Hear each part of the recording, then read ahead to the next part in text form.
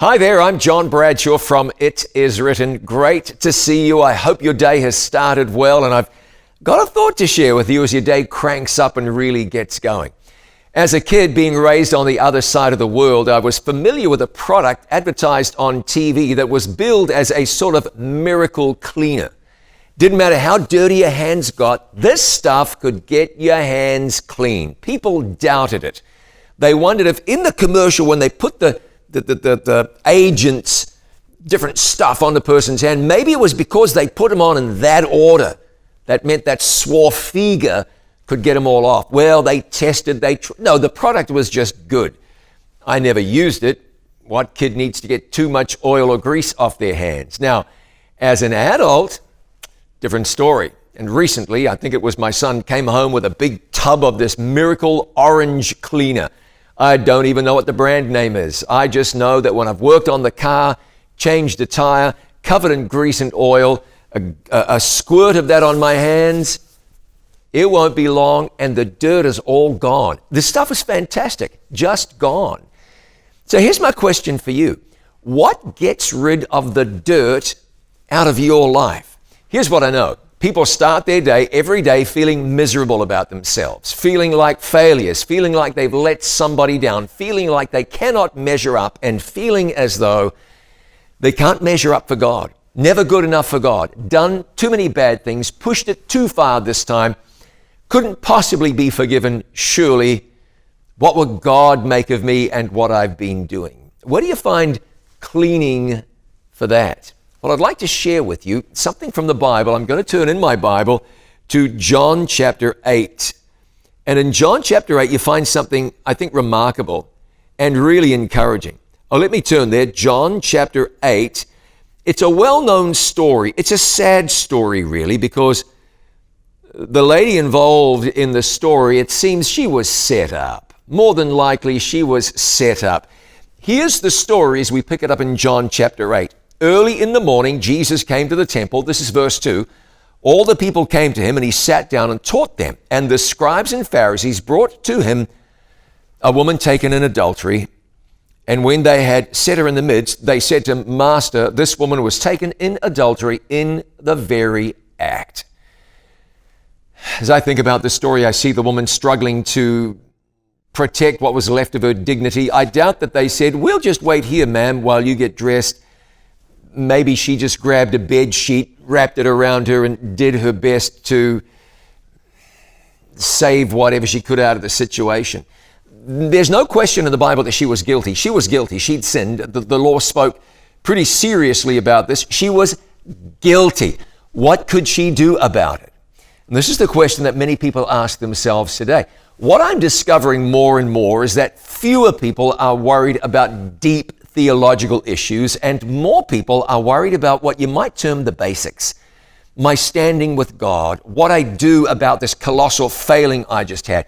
Will God accept me after what I've been doing in my life? And here was a woman that somebody would expect would not be accepted. These lousy individuals certainly expected that. They were anticipating Jesus would say, we reject her. She has pushed this thing too far. She's a sinner. But Jesus wasn't like the scribes and the Pharisees. They said, Moses in the law commanded us that such should be stoned to death, but what do you say?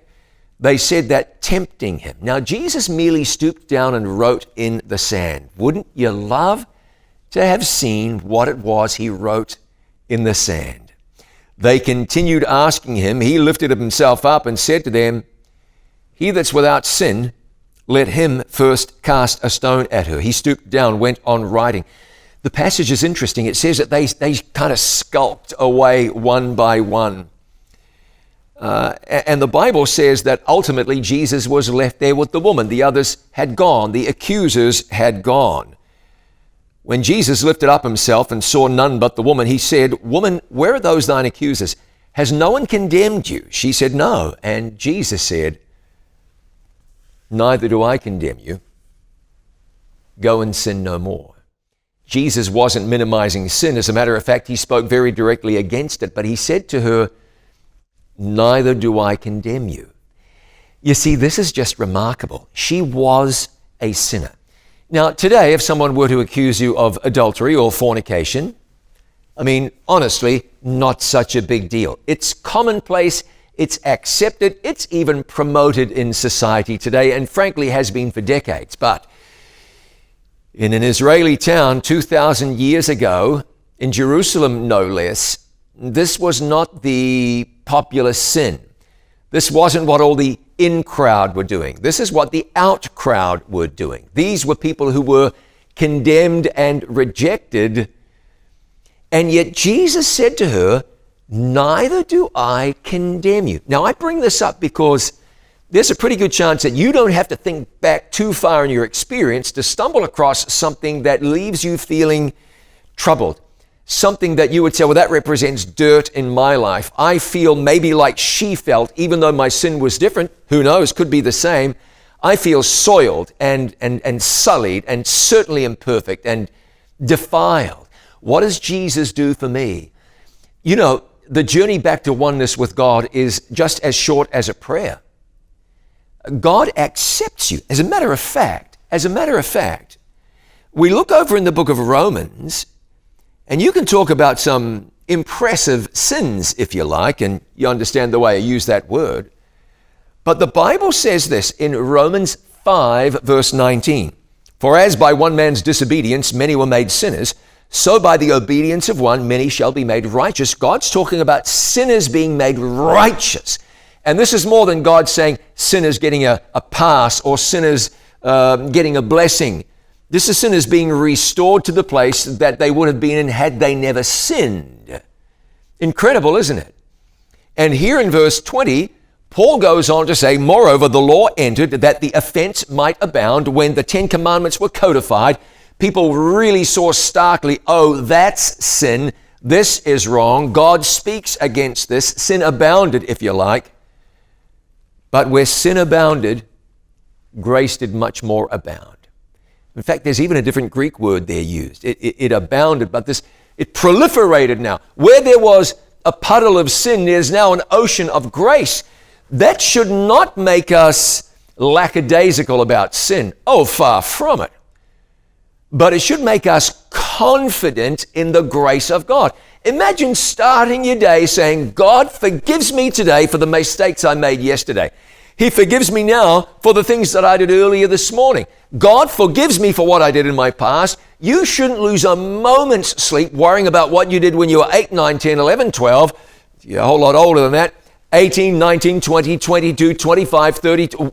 You draw the line. Don't lose sleep worrying about that. Where sin abounded, grace did much more abound. I got dirt on my hands. There's a miracle cleaner going to take it right off. You've got dirt in your heart.